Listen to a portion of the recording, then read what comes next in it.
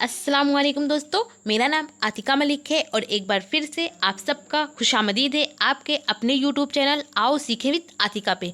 तो दोस्तों, आज की इस वीडियो में हम बात करने वाले हैं कृष्णचंद्र की हालात ज़िंदगी यानी बायोग्राफी ऑफ कृष्णचंद्र। ये कब पैदा हुए, कहाँ पैदा हुए, इन्होंने क्या लिखा, यानी इनकी ज़िंदगी कैसी गुजरी, इन सारी चीज़ों के बारे में आज इस वीडियो में हम डिस्कस करने वाले हैं। कृष्णचंद्र, इनको पद्म भूषण अवार्ड से भी नवाजा गया और इनकी सन पैदाइश जो है 1914 ईस्वी में पैदा हुए और 1977 ईस्वी में इनका इंतकाल हुआ। अब 1977 ईस्वी से आपको याद आया होगा कि रशीद अहमद सिद्दीकी के बारे में भी हमने यही बताया था कि 1977 ईस्वी में उनका भी इंतकाल हुआ और पद्म भूषण अवार्ड जो है उन्हें भी मिला था और कृष्णचंद्र को भी मिला था। कृष्णचंद्र ने अफसाने लिखे हैं और जो रशीद अहमद सिद्दीकी थे वो इंशाइया लिखे थे उन्होंने।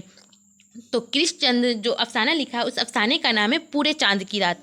और बहुत सारी चीज़ों के बारे में जानते हैं कृष्णचंद्र के ज़िंदगी से रिलेटेड। तो चलिए शुरू करते हैं और जानते हैं कृष्णचंद्र के बारे में। कृष्णचंद्र उर्दू अफसाना निगारी के मैदान में सआदत हसन मंटू और राजेंद्र सिंह बेदी के साथ कृष्णचंद्र का नाम अक्सर लिया जाता है। कृष्णचंद्र की मकबूलियत हिंदी और उर्दू दोनों ज़बानों में थी। जिस तरह जो सबसे पहले अगर हम बात करें उर्दू में अफसाना निगार को लिखने की शुरुआत किसने की, तो वो थे मुंशी प्रेमचंद। लेकिन मुंशी प्रेमचंद को जिस तरह उर्दू और हिंदी दोनों लैंग्वेज का इल्म था, दोनों लैंग्वेज के बारे में वो लिखते थे, ठीक उसी तरह कृष्णचंद्र भी जो थे ये भी हिंदी और उर्दू दोनों ज़बानों में इनको इल्म था और ये दोनों ज़बानों में लिखते थे। कृष्णचंद्र 23 नवंबर 1914 ईस्वी को वजीराबाद जिला गुजरनवाला पंजाब पाकिस्तान के एक गांव में पैदा हुए। ये पाकिस्तान का हिस्सा है, पंजाब का एक हिस्सा जो है ये पंजाब पाकिस्तान के हिस्से में आता है और वहाँ पर जिला है वजीराबाद और उस जिले के गांव जो है वो गुजरनवाला। तो वहाँ पैदा हुए थे कृष्णचंद्र। इनके वालिद पूंछ जो जम्मू कश्मीर में है में मुलाजिम थे। कृष्णचंद्र की इब्तदाई तालीम घर पर ही हुई। आला तालीम हासिल करने के लिए लाहौर आ गए क्योंकि इनकी जो पैदाइश हुई है वो एक गांव में हुई है। तो ये गांव में इन्होंने जो इब्तदाई तालीम थी यानी शुरुआती दिनों की जो तालीम थी वो अपने गांव में अपने घर पर ही की। लेकिन जब आला तालीम की बारी आई तो उसके लिए ये लाहौर आ गए क्योंकि ये पाकिस्तान के थे और पंजाब यूनिवर्सिटी से अंग्रेजी में MA पास किया।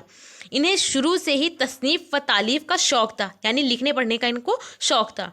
इनकी इन सलाहियत को उजागर करने में सलाहुद्दीन अहमद ने इनकी बेहद हिम्मत अफजाई की। इसी दौरान इनको ऑल इंडिया रेडियो में मुलाजमत मिल गई, यानी ऑल इंडिया रेडियो जो था उसमें इनको काम करने का मौका मिला। रेडियो की मुलाजमत तर्क करके, यानी जो रेडियो में काम करने को इनको मौका मिला था उसको तर्क कर दिया, उसको छोड़ दिया। इसके बाद ये बम्बई चले गए जहाँ इन्होंने नाम भी कमाया और पैसा भी, क्योंकि ये जो करना चाहते थे शायद वहाँ ना कर पा रहे हों इसलिए इन्होंने उसको छोड़ दिया। फिर उसके बाद ये जहाँ इनको इंटरेस्ट था उसके अकॉर्डिंग जब ये चले तो वहाँ इनको नाम भी मिला और उसके साथ साथ पैसा भी मिला।